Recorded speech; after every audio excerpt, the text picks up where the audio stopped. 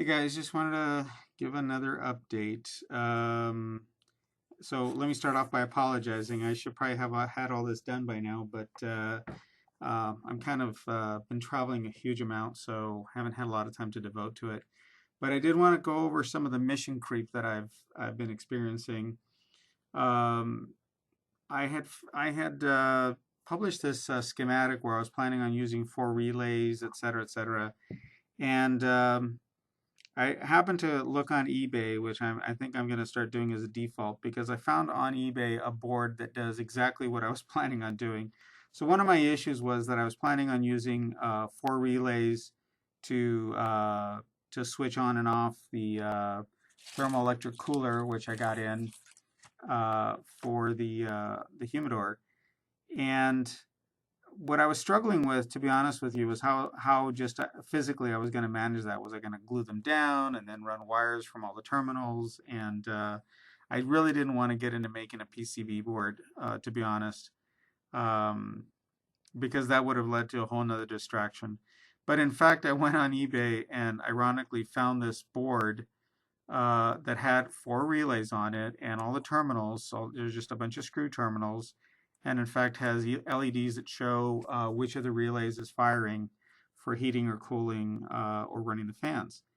So this board cost on eBay $17, if I remember correctly. That seems to be a magic number because I think that's about what I paid for this thermoelectric cooler assembly. So $17 for that. And then as I was thinking about it, I thought, gee, once the humidity or the temperature settles and the relay shuts off, probably be a good idea to have the fans run for a little bit. So I thought, I wonder if I could work out a little timer circuit. Well, I went on eBay again and found this little timer circuit for the low price of $397, shipping included from China, which really impressed me. So this costs $4. And the way this works is basically you can set this to either turn something on or turn something off, or basically act as an A/B switch because it's just the one relay. And you can set it to run for a while and turn off, or to be off for a while and then turn on. So that's basically the relay. And then, or again, like I said, an A/B switch. So the way this is kind of set up to flow, I've got a 12-volt power supply here, feeding this board here, which is basically, it's just a strip PCB, and it's going to be just the power distribution to all these other components. And the 4 relay board. So this will, the way this is set up to work is that when this relay is activated, it'll cause the tech to heat on this side. It means that it'll cool on this side, but it'll heat on this side, and that'll be to heat the humidor, which I expect is going to happen very little given where I live. And this relay will fire off when I want it to cool. So basically at that point it's going to reverse the polarity to the tech and cool this side. And then the other 2 relays are to run, this relay is to run the 12-volt fans that are going to actually drive most of the air through the humidor. And then I've got some 5-volt fans set up that will basically run off this timer. And those are just they'll run more mildly to circulate the air. So that's the basic setup. Now, like I said, I've had a few things that I was doing as well. I think I'd mentioned in a video that I had these fans and I needed to reverse the direction of one of them, and I was gonna just cut it out and reverse it. And that's what I did with this one. I basically just cut these legs off here, flipped the fan assembly over in here, and then just bondoed it back in. And it's nice enough. It's not gorgeous, but it'll work. And so now the 2 fans will be mounted in the same direction, but one will be blowing up and the other one will be blowing down. And and that way I'll get the circulation through the cabinet. Um, Now, in addition to all of that, more mission creep that I ended up experiencing was the issue that because I've been traveling a lot, I've been having to rely on my wife and my 15-year-old son to keep the water reservoir filled, and I think they've been missing it sometimes. So I went on eBay, and I was going to build a simple uh, water alarm to just measuring continuity through the water to trigger a relay and sound a little beeper. But it turns out there isn't enough uh,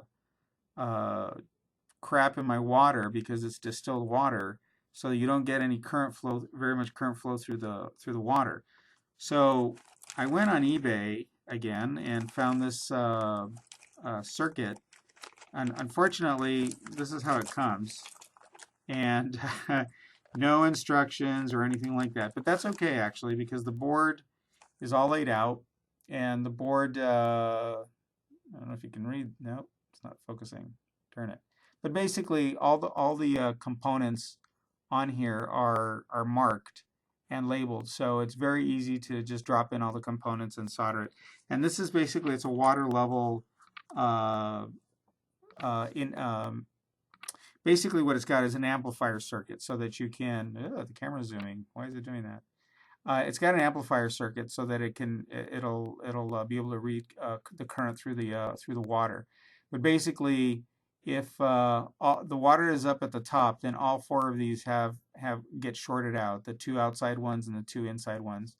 And then when you're not shorting all four, then you're only shorting the outer two. So this is your high level, that's your medium level, and your low level is when you're basically you're nothing is shorted at all. And the reason that there are these intermittent strips is so that you can basically determine what the middle level is going to be, and or I'm sorry, not the middle level, but what the high level is going to be, because the high level is when all four of these are shorted. So if you bridge these together, then you're high up to here, or you're high up to here, wherever you want to set it to. So it's kind of interesting. I'm not sure if I'm actually going to use this, but I needed something, like I said, that would basically be an amplifier circuit. And the way this works is, again, it has a relay uh, that mounts on here. And so what this relay will do is once the water level reaches the low point, it'll trigger this relay, and the idea is you can use this to either uh, trigger a sump pump to drain water out if the water's too high, or you can have it trigger a pump in case the water's too low. I'm actually going to just use this to trigger either a little beeper or a flashing light or something, so that my family will notice that the water's getting low and it's time to fill it. So I'm going to probably put this together in the next couple of days. But again, this is just mission creep that I've been having as I've been noticing things that I hadn't occurred to me before. Eventually, I'll probably put all of this into an Arduino, but as I mentioned before, that's more mission creep that I really don't want to get into right now. Having said that, the only other thing that's putting me off right now is, quite frankly, all the Spanish cedar that I'm going to need to buy to finish out the other side of the cabinet. But that's neither here nor there. Anyway, if you guys have any questions about any of the components, let me know. I mean, this is the tech unit that I don't think I had it when I did the last video. And it came with a fan down for the bottom, which was, it's just one large fan, and it was thicker.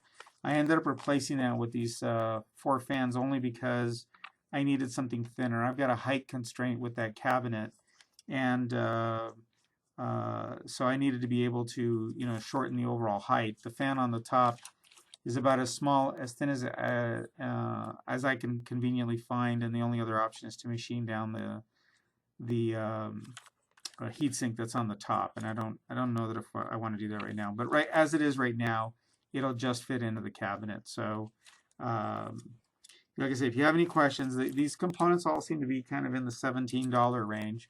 This was about $17, $18. The controller, when I bought it, was about $17, $18. Now I'm kind of kicking myself because it's down around $12 or so. It's not a lot of money, obviously, the difference, but it's just ironic that I bought it at 17 and it's been sitting there, you know, depreciating even though I haven't used it.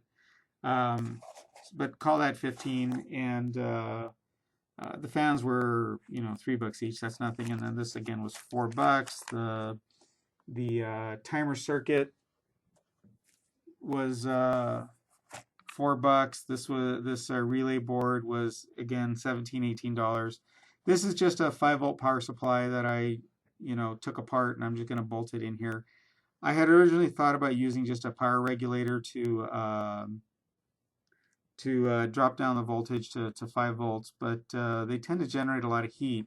And again, up in the top of the cabinet, everything's kind of enclosed, and I'm trying to minimize that. And I've looked at these buck converters as well, but I'm really trying to see, you know, how cheaply I can do this, you know, as a first go around, and then you know, next time maybe I'll invest more money into it when I'm doing upgrades.